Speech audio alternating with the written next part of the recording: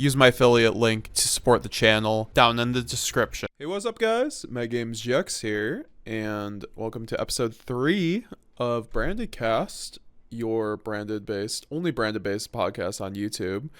And today we are going to be talking to Mr. Raul Sanders himself. How's it going?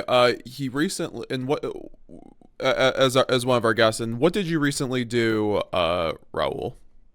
So I got second place at Dutch Nationals with my branded list, of course. And yeah, that's like basically the topic of today. How I got second, why I decided to go with this build, and how branded stands this format. Yeah, so I want to have you on to talk about your list because it's, I think, one of the most innovative, and like it's definitely showing people that a certain way to play the deck. I really wanted to go over your choices because a lot of people had questions on them too, because we're playing spicy things, as you guys can see, and how those things worked out for you, and just like where the meta is kind of going, and maybe certain changes you would make or not. But either way, thank you for coming on. Where can people check you out on like Twitter and other links? Yeah, so basically, like, you can check me out on Twitter, of course. If you want to buy spreadsheets or coaching, always connect me on Twitter. Um, yeah, it's mostly just Twitter. I also have a YouTube channel called TCG. You can subscribe to that. Like, I will be making content on that very soon. Yeah, that's mostly it. All right. So yeah. So talk to me. You ran 60. You chose to run 60 cards at Dutch Nest. You got second place. You had one killer run with a pretty, I'd say, unique build. Now, what made you? I guess we'll start with the 60 cards. What makes you run 60 cards in branded versus like maybe a short lower variant? So the problem I was having like with like 40 cards or 45 cards is like, of course, like your deck's more consistent. Of course, you open like the trust way more. You hard open fusion way more, but the ceiling wasn't there, and like sometimes you just like lose going second. You're not really breaking boards with the deck, like what you would be doing with 60. Also, I wanted to maximize on dragons, which you cannot do in 40 because like there's not enough space. So yeah, I was like like thinking about running a 50 card build or a 60 card build, and I went for the 60 card build because like I also want to play Desires, and like Desires in 60s is cracked. I want to maximize on Rebellion, maximize on Sarnir, maximize on Albion, basically dragons,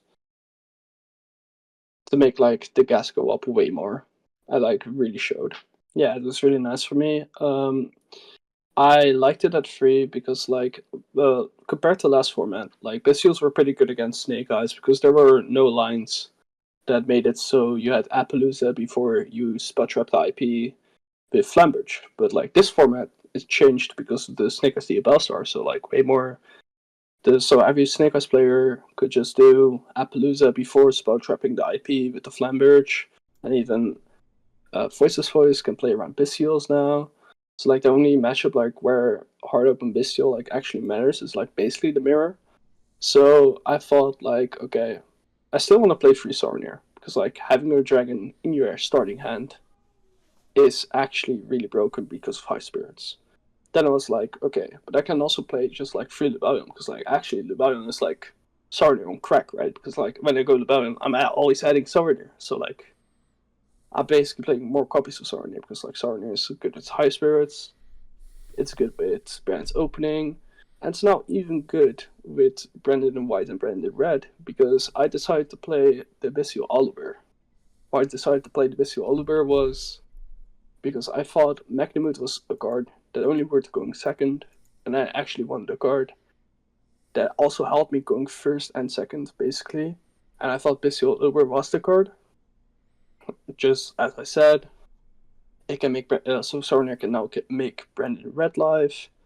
The Rebellion can search an extra Albas, they maybe even contact fuse. into an Albonatus, which is That nice. sounds And very like cool. for going first options, you have like way more lines that like beat Ash more frequently because like having already Albaz in hand with basically Cartesia is basically what you're doing with a branded fusion. So you don't really care about the Ash Blossom. It's nice. Yeah, no, for sure. And I think that's a card, the Bestial Luber is a card that came out. When it came out, people kind of just looked over it pretty hard, and it was something that, or it's something that, in a format with 10 pie dragons and Snake Eyes, which can end on Hope Harbinger, and Flame Burge. So, having a card that directly interacts with dragons so well, and then also extends as another Albaz is that's searchable Really off of nice. Lubellion is actually really invaluable. Also, the fact you can just send it off of Saronir and it is Albaz in the graveyard is super broken. Yeah, make a Cartesia live in hand if you have one in hand, or like make Brandon red life, make Brandon white life. It's really good. So yeah, mostly Bestial Luber was only played in the runic Bestial build that Joshua Smith played at Bologna, and also by Nash, who played Branded Synchro, because there were also lines with that. But I decided to play it in the branded builds because, as I said, I thought it was a way better target than Magnamode because like Magnamode doesn't do anything going first, and yeah, it just makes your combos better through Ash because like every hand with Vulnerable Albus in your hand is 10 times better. You want Albus in your graveyard, you want Albus in your hand. Sometimes on board to fuse off to an Albonatus, like all the good stuff. Um, yeah, no, and I think that's really huge. I think that's something that we could even discuss. I think that's something that a lot of people in when they play branded, they don't realize is that keeping your resource game one of the most important aspects to that in a branded Despia deck and in a grind game is having a Albaz in the graveyard. As simple as that sounds, a lot of the time you're probably spinning back your first Albaz that hits the graveyard usually by Lubellion or Albion. So unless you just go straight for Sanctifier Rinbrum, which usually means your hand is not optimal. So I think that Bestial Luber just adding that aspect to it really helps the deck actually, and I think it's really good in a dragon format. So I think it's something that people should really be considering and at least trying out. Um, and I'm glad that you're willing to experiment with cards like Bestial Luber and Branded Sword. And we've had you on the channel before to talk about Branded Sword. I will definitely link down below to our combo video where if you guys want to check out more about Branded Sword, we will talk about Branded Sword in this video though, because this is the Raul Branded Cast. So I did, of course we have to talk about the card he's really just been pioneering in Yu-Gi-Oh! And using better than anyone else. So for some of the most insane combo lines I've seen in branded, but we'll get to that once we get down to the traps. But either way, you didn't main deck Magnuma and start in Druid Storm. Do you just not really? What are your opinions of the Bestials as these non-engine pieces for to hit other decks? Like, do you like not running the Magnuma and Druid Storm? Maybe tells me that you don't think they're strong in the main deck, just to hit, going second things right now. So like just as I said before, like last format, it was like pretty powerful like to have Bestials in the main deck because like if you had Bestials in the main deck, you're always sniping that IP of your Snake Eyes opponent or the Fire King Snake Eyes opponent. So yeah, and also against Voiceless Voice was better because like the Dynamundo lines just died to Bestials because like they go Dynamundo targets like School Guardian and you just banish the School Guardian or you just banish the Low or the Saphira and Graveyard. Right now that's not really a thing against Voiceless Voice because of the new continuous spell card. So yeah, so for this format, like Bestials as just a usage, the banish cards from your opponent's graveyard is not really that relevant right now. I feel like most people are just cutting Bestials entirely. Yeah, Yeah, that's more the no. thing. Yeah, no, for sure. So I just wanted to ask you on that. And so you're running two Mercurier as well, the three Shrouded Dragon. Obviously that's really standard with the three Shrouded, three Cartesia at this point. But if you want to talk about maybe just like how you rounded off those monster choices between the Mercurier or double Mercurier. I mean, I see that you're running branded swords, so Yeah, so I'll be honest, like one of the most cracked cards in my deck right now. Same with Saronir, because like those cards can send Sword, can send Albus, Visible Luber, send Retribution, and all that. And also like maximizing on, like basically it's just like maximizing on dragons to make like every hand play through double hand traps because I can search High Spirits every time. And like maximizing on Cartesia is like you want to see this card in your graveyard, you want to see this card in your hand, and you want to score it on the board. So like most of the times, even playing a ground ogre, a nice tip for you guys is you always want to keep one Cartesia on board and one in hand. So when your opponent ogres the Cartesia, you will still be able to fuse with the Cartesia, but you have to use it from hand. So that's a nice tip for you guys. Like always have one on board, one in hand, and also like it helps in the grind, right? It's free discard fodder. Same with High Spirits. So every turn, like when your opponent passes, you always have High Spirits, Cartesia in hand, and probably Search of Albion. So the grind's like insane in this deck. so And yeah, oh double sorry. Mercurier. No. Like I forgot about the double Mercurier. Explain that one. So I played double Mercurier, of course, because of the branded sword as well. Because I want to be banishing Mercurier, so I can do an Albus fusion before before activating branded fusion and adding it back with sword. So whenever I activate branded fusion and my opponent tries to Ash Blossom me, I can just negate it with Merc. Or if they don't have it, the Ash Blossom, I'll still keep it for a Veiler, a Moner, a Nibiru, or a Bestial. And Doubleberg's mostly there because I also play Desires, and Mercurial is one of my best combo pieces in my deck. Because I kind of have a combo variant instead of like a mid-range variant. That's what you call the stack versus yeah. Like I feel like most standard branded lists are pretty mid range to combo, but you would consider yours just like a full on combo deck. Just with these things like Brand Sword, the double Mercurier, High Spirits, definitely like you need to be using a lot more brain power in order to think out the lines and just doing multiple different lines. Like I've seen you combo so many times, just or the amount of interactions you've done in an end phase in order to sequence things to get your board to where you want it to be is pretty insane with the that this like deck enables. This type Yeah, of for deck sure. enables. A lot of combo. A lot of combo. Yeah. Bro, So, end phase, best phase, bro. End phase, best phase. For sure. um and I see that you're running three Potted Desires. How do you feel about Potted Desires and Branded Despia overall? Because I've seen this card start popping up a bit more in 60 card lists. I know that you're a advocate of it, so I just wanted to hear it from you first. Why people should be on Potted Desires, maybe in Branded Despia, and when they should be using it. So, Pot of Desires is a crack card in branded, of course, because like it's basically Pot of Greed most of the times, because you're playing so many free dolls, you don't really care about what you're banishing.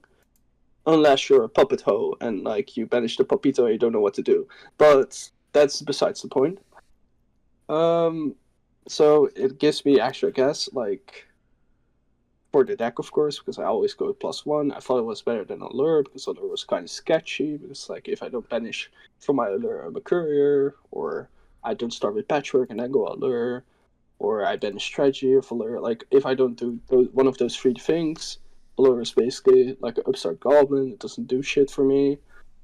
So yeah, um, I wouldn't recommend it for everyone. Like I should like you can just like banish like face down on Branded Lost or some other combo pieces and you're like really tough position. So like you really have to know what you really have to know what you do with the deck in order to play it. Because like I would recommend it for like a complete beginner because like if you banish Lost as a complete beginner or you're only Bestial Rebellion, you're kind of like okay what do I do now? So like I only recommend it to like people that already knew how to play the deck.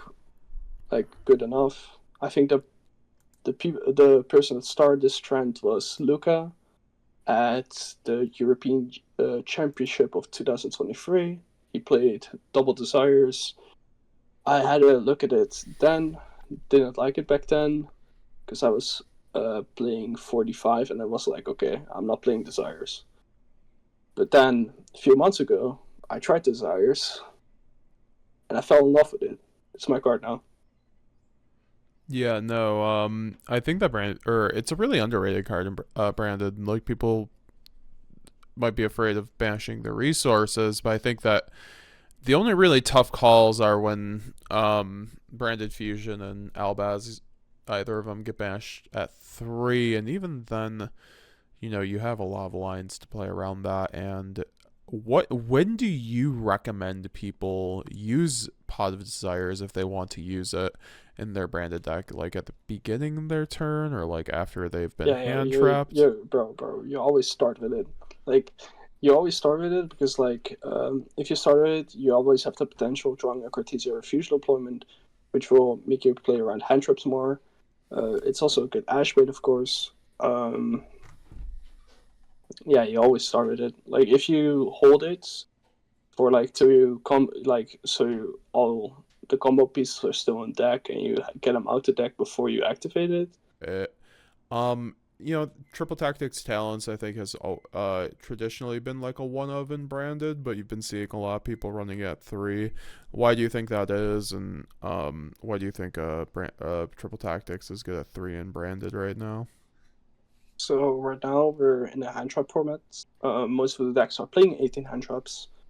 So the only hand trap it doesn't work against is, of course, like Imperm. But yeah, like besides the point, like every effect of triple decking stands is broken. Like draw 2 is good for the deck. Take control of your opponent's Apo, take control of, I don't know, like something else. Like it's always good. Like even looking at your opponent's hand, like sniping the Ash Blossom out of her hand or Imperm or whatever. It's like really good. So I think you should everybody should be on free if you're playing branded. It's just like too custom for the deck basically. It's like the second best board breaker beside Trust, I think. And branded sword. Why do you run branded It sword? just like makes every free card combo in the deck basically gets you two away. You can negate Ash Blossom on Branded Fusion. That's basically the short term of it. And also like there are some niche lines because you can also use it like kind of as like the Ash beater. But you can also use it as a Rhoda with some of the lines where you go Branded Fusions and all Vosquared in order to make Albion into Grangoyle, and then Grangoyle sends Sorneer, Sorneer sends Sword, add back to Cartesia. So you can also use the Rhoda for your Cartesia or Quem, which is also really clean for the deck. So Branded Sword can also be used as a Rhoda because, like, in some lines you can also go for Branded Fusion into an Albion, sending Fond of Albus or the Cartesia with the Cartesia in order to make Albion into Grangoyle. And then with the Grangoyle, you're going to send the Sarnier or Albion the Shrouded Dragon in order to send the Branded Sword. And then you use Branded Sword in order to get back to Cartesia.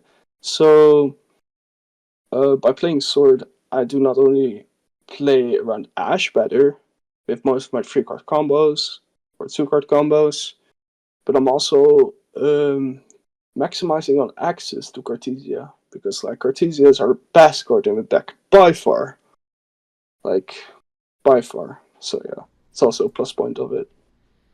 Why do you think Cartesia is the best card in branded? It just applies so much pressure to the board. It's free discard fodder. It's a quick effect fuse on your turn and your opponent's turn. So it's a card that makes like that gets you to a better grind game. It's a card that helps you break board.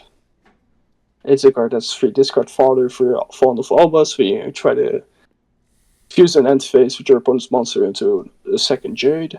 Um,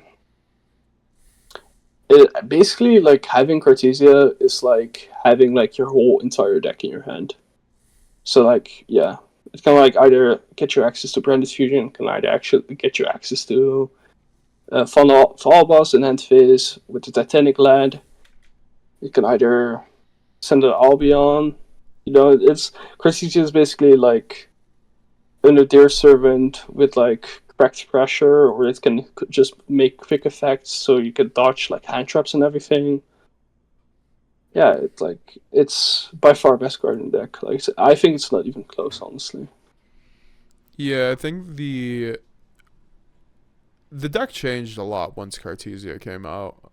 Like Branded used to really like hard lose to just Ash Blossom, and once Cartesia came out, that really stopped.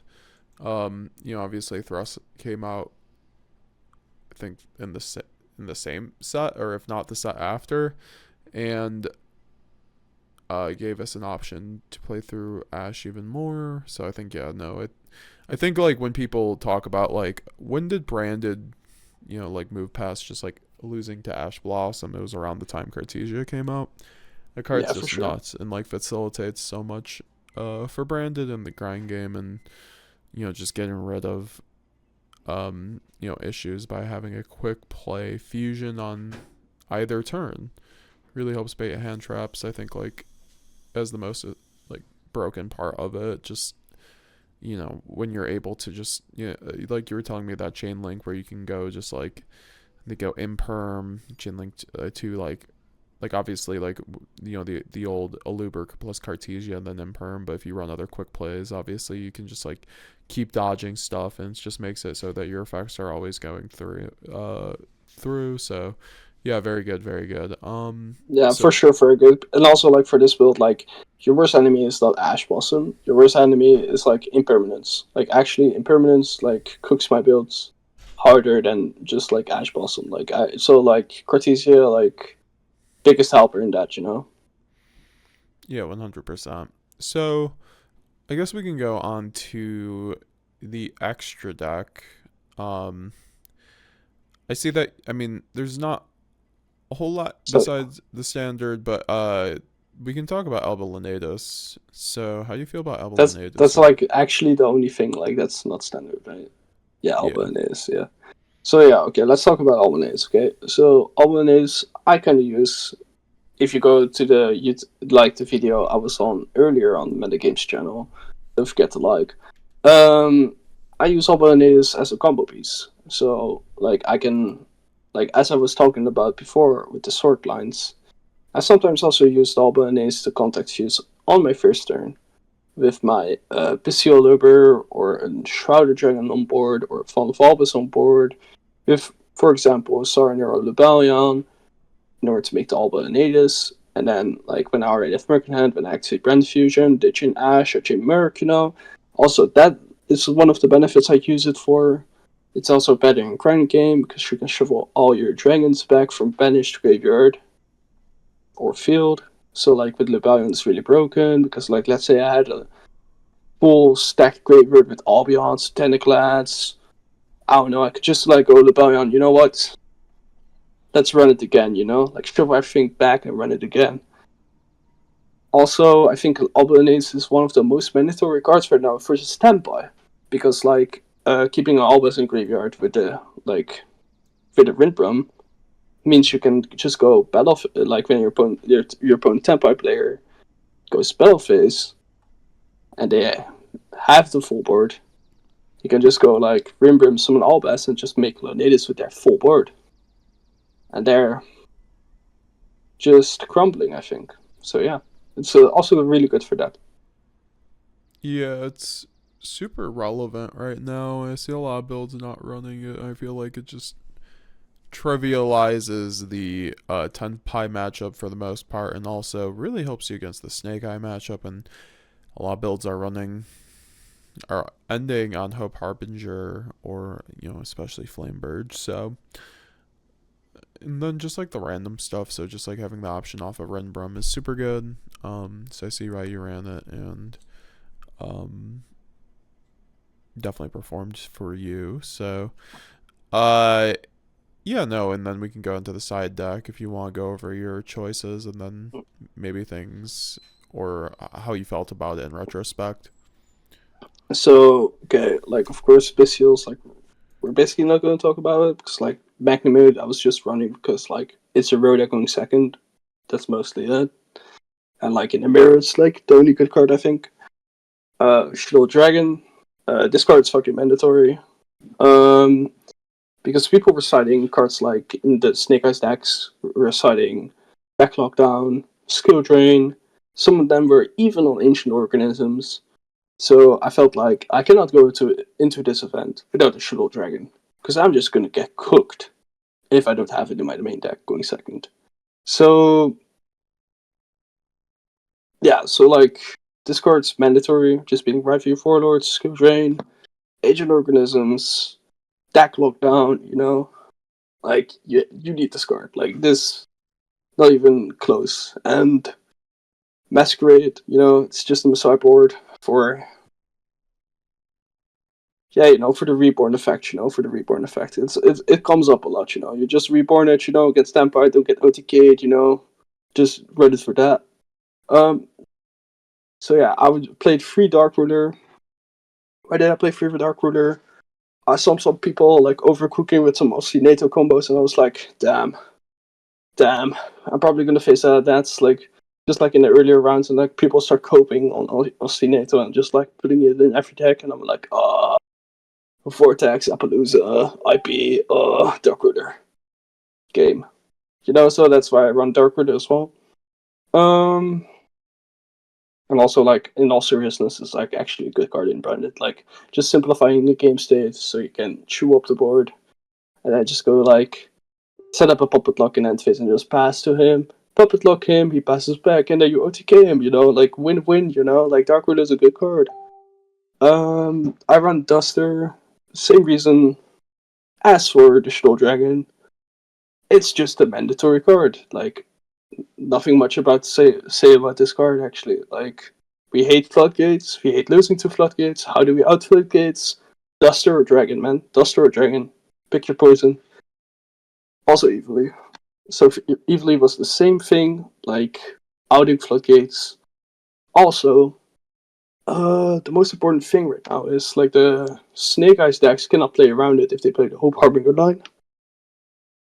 Unless they play the Hot Red Dragon line, but most people don't do it because of the space, and they don't want to play Jet Synchron because Jet Synchron is kind of mid in the deck now, and like Hope Harbinger is like one spot, so like most people are going to be on the Hope Harbinger line, and when you even need them, they are basically just like end of battle phase, end on the Flamberge, with the Princess Engrave, and then you only have to focus on like the hand traps, so puppet locking will be very easy.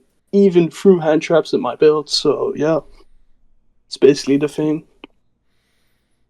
And now comes the spice, bro. Yeah, Blackout Labs. We had you on to really give us a guide on this. I'll also link this down below, guys, where we went over basically every matchup where the best hit for Blackout Laugh usually is, even though it's a pretty context dependent card.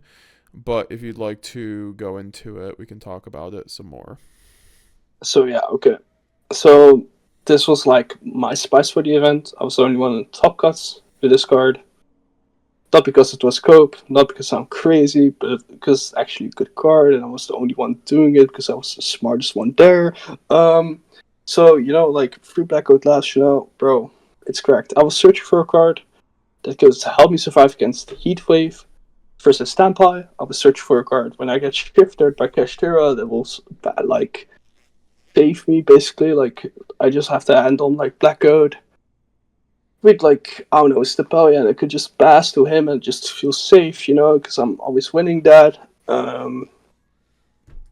Against Stampede, this is basically FTK. It's like better D barrier because like with D barrier you can still get OTK'd with the Doolittle Chimera line that has been popular recently. And yeah, if you just call Tempo Dragon Shundram and they use the hand effect, you make them pass turn. Sometimes you have to call it blindly though after they like lightning storm you, and then you just call like Sungun by Bindent, Dragion, the Synchro 7, and you still survive, you're still chilling. It's also good like at the top meta decks like Snake Eyes if you call Flamberge, or against Voiceless Voice we call Skull Guardian, they poop their pants, Yeah, it's actually mostly that. It was like super good going first both sides when I got hand trapped to death because I was so confident that I would probably just like have them pass on nothing or just the IP. Or if it was like against standby, it mostly will be seal. And then I can just like negate it in draw phase when my turn starts. So the card was super great. It was actually the best card in my side by far. Wow. Um, and do you think that this card should kind of be? Is it really just getting branded in particular? Or do you think this is a card that everyone should really be like considering for their side deck at 3? So if you're a person like me that plays every deck, so has a lot of knowledge of every deck, that can kind of read my opponent's hands like it's poker, you know? Like you kind of see in their face, like when they're sweating or not, or like you kind of smell the poop sometimes, you know, when they poop their pants, you know? I don't know. If you have great knowledge of the like format, you should be playing this card at 3 because like right now it's like really crazy. I could also see this card working in mill decks or runic decks because you can always discard it. It's also a great discard. You can mill it with Zombie Vampire. You can mill it with Minerva, of course, like the goo. You can even go second, Foolish Squirrel Goods, dump the Black Coat last, and negate the Appaloosa, which is also very, very, very clean. Uh, yeah, that was mostly it. You know, watch the video, like the video, like we did before. Study the video, write it down, you know. Great card. Great card. Great card. And talk to me about the fusion duplications, because I think right now this is a meta with a lot of D barrier. So we see different branded players using options to play through D barrier, whether it's Creighton pre on the standard cross out for the D barrier, plus maybe a couple hand traps here or there. Um, I think myself, I really do enjoy Nadir Servant for playing through D Barrier, but why do you like Fusion Duplication? So my thought process was like, of At course, like multiples. at multiples. Okay, so going first, I basically side in like the 5 cards, the 3 Black Glass, 3 duplications, because like it helps to play around hand traps better. Like your opponents can have hands like let's say like double failure moner, um, the Werewolf for example, or like Ash Blossom and like one Snake Eye Ash or one Hydra. Doesn't matter, like just a one card combo starter. And let's say we just had a hand with Shroud, all the and go Shrouds and Fusion.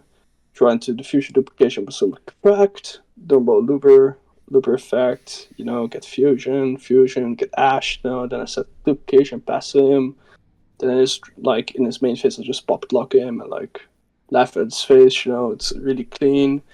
Plays have multiple hand traps just by setting it, because like in his turn he probably won't be able to hand trap me because hand traps don't work that way unless they're imperm, but like I'm doing it in main phase because he does have, so he will have cards on field, so you know I'm outplaying him there. Um Also it's really good against the mirror because in the mirror one of the cards you need to see going second is Trust or Fusion Duplication, because you can use their Branded Fusion in order to puppet lock him in their turn with their own Papito. So that's also a good thing. And yeah, basically it also helps you play around D barrier better because like we're in a D barrier format, and like if I have like Fusion Duplication after I like set up for next turn, I probably like D barrier them back with a Papito, and I win next turn, you know? That's basically the thing. The thought process, you know? The card is quite custom, and I think it's an amazing card to run, to play just deciding going first basically against any matchup. In order to play through hand traps and then also the potential of D barrier. I do think that the card's also just like one of the, like if you see that card going first, you basically win the game if you have like one way to branded fusion, right? Like, um, It's actually better than Call by the Graves. Actually, I stand on that. It's better than Call by the Grave. Actually. You heard it here first, folks. Um, yeah. So were there so like going forward with how the meta may be developing up until Infinite Forbidden? Are there trends that you're seeing that people should be looking out for, and like maybe cards and changes you would maybe say that people should be looking out for because of the current meta that and how it's shaping up for like YCS or like for the next few events before Infinite Forbidden like YCS ND? So like, okay, I gotta say one thing, and it hurts my heart to say, but like, best deck this format, it's definitely Snake Eye Cashtera. So like, that's probably a trend that will stay until it gets hit, because like bro, almost every event like it has been won by Snake Eye Cashtera. Like this last few weeks, it's like such a good deck. So like, there's also like against Branded, like that's the worst matchup because like if they keep Unicorn on board and they can just like reactivate a monster effect, go Unicorn, call Sanctifier, and then like you kind of lose on the spot because you're like never like OTKing them for the full board, and you're never going to the puppet lock then. So like it's really hard to win then. So like that's also a thing you have to look out for. So yeah, but like when I talk about like tech cards for this format, I think like what I chose was like perfect for now.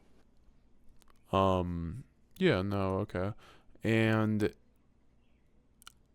so no, I think that the Snake Eyes Cashier is definitely an issue for our deck. Like I thought the hand rip cashier version would actually just be the issue, but I think Snake Eyes Cash having that cashier birth is super broken, honestly, against our deck, and not having immediate outs to spell and trap cards on top of just like the Appa that they're gonna get for free off the Snake Eyes engine is pretty annoying to say the Yeah, least. But that's certainly gonna be a deck that we should be prepping for that reason. yeah, but also a good thing about that is like most people are just like now switching to breakers to like um yeah, play better into that board because like that build doesn't lose to hand traps as much because like you can just go with a Draco sack line if you open Pressure Planet, which will guarantee you'll be playing through Ash Nib or like I don't know, like multiple cards basically.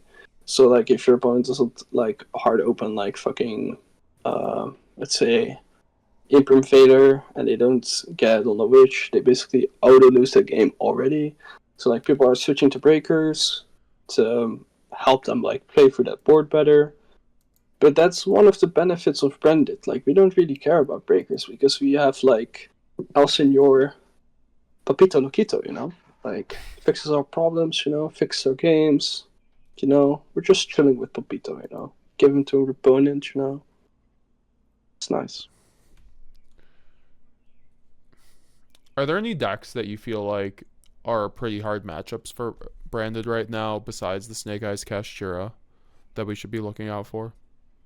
Actually, I think like you should be pooping on every other deck, like in all seriousness. Like in all seriousness, I think Brandon should poop like on every other deck. So why do you say that? Like the end boards aren't strong enough for like this deck like breaks every board like mostly, and like the only reason like it doesn't beat the Snake Eye Cash board is like only if they keep the Unicorn on board, and like that's only what really crack players do, So let's say Meliodas, right? Meliodas like only ends on like the bounce and the scuba with hand traps, like that board you just chew up. The voices board, like you can handle Pengraph and like School Guardian, but like when I said Albaz and then activate Fusion, you look it, and then activate Fusion again, I'm winning the game. I have too much gas for lab. Tempo let us go first, and we can automatically play through two hand traps with this build. So you're just like giving them the Pepito, you're winning. I don't know. I actually just believe like Brandon is like the second best deck for sure if the pilot is correct. But like yeah, the only problem should be like Snake Eyes Kashtira. Overall, I've gotten a few questions from viewers about the mirror match. of the branded mirror match. And, I feel like this is a matchup that is not the easiest maybe to navigate sometimes, but also isn't the most intuitive. And I think it leads branded duelists to not really know how to play the mirror. I mean, personally speaking, I'm sure you've seen this too.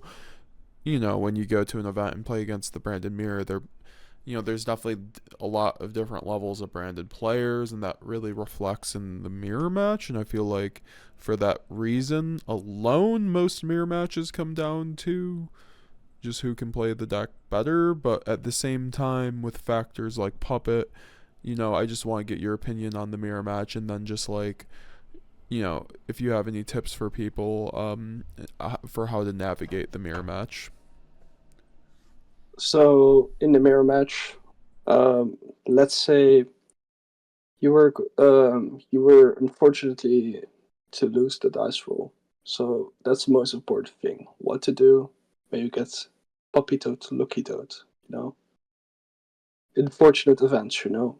So the things are like, if you get puppy toad lucky toads, there are like a couple of cards you actually need to see, and if you don't see them, you basically owe to lose, because like they will have too much advantage. They will just like outgrind you by far, because the first turn is the best turn, you know? So, okay. So let's talk about it. So let's say you weren't able to steal the Papito Loquito, you know? So there's a couple of things you need to hard open. Going second in order to Papito Loquito, then back. So one of the cards is Branded in High Spirits or the Dear Servant. Because like having an Albion engraved, resetting a Branded in red, or getting access to like a Cortesia you can later fuse in hand with, because like if they end on Mirror Jade, they will probably just banish it, and you don't really want that, you know. So this is one of the cards you want to hard open. Also, you want to kind of hard open something like a Droplet to negate like something of their board like later on the turn. You want to open Trust or Fusion Duplication, because you can also use their branded fusion or Puppet Lock them in their turn. And like, hope like then on turn 4, get your engine going, hopefully OTK them, you know. Um, I guess Branded and Red's also one you kind of want to hard open.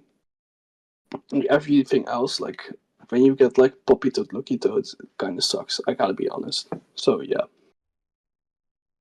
but like, okay, let's say it's fun, right? Your opponent's like, "Yo, do you play Branded?" You say yes, and like you're like, "No, Popito Loquito, we're friends now.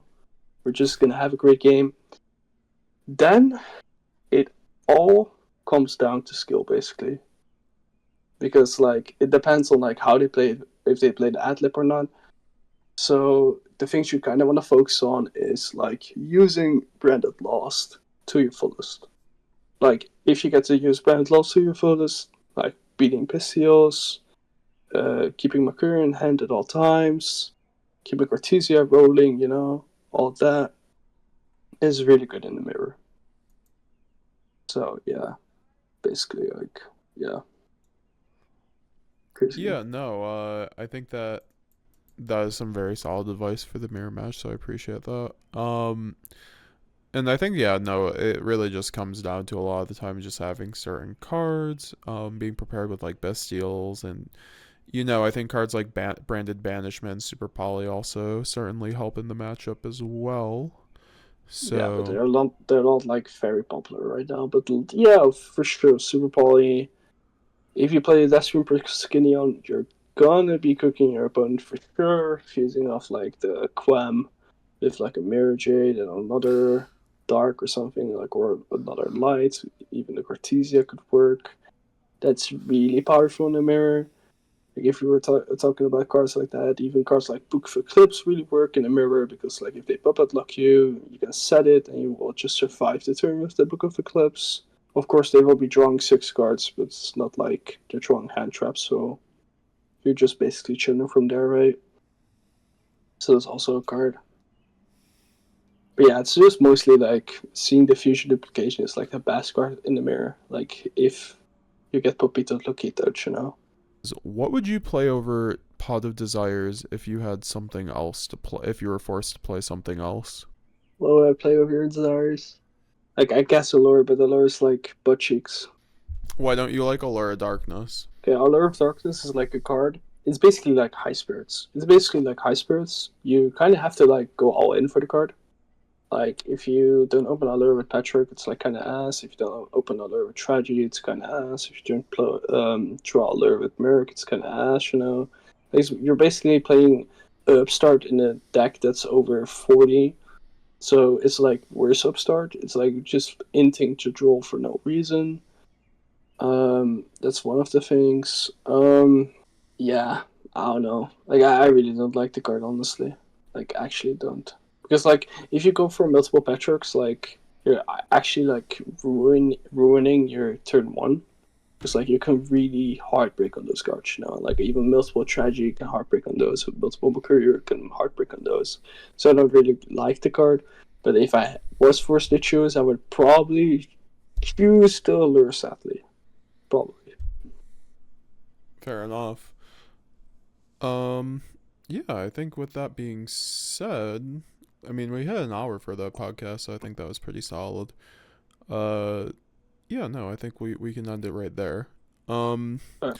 with that being said, thank you all for watching the podcast, and especially thank you to Raul for coming on and talking about his very innovative second place Dutch Nats list. Looking forward to. Will you be at Euros this year? For sure, bro. I'm gonna win Euros, bro. It's not Yes, even a sir. question. We'll have you Bro, back on when that happens. So. bro, you're gonna see me on stream again, but hopefully not brick.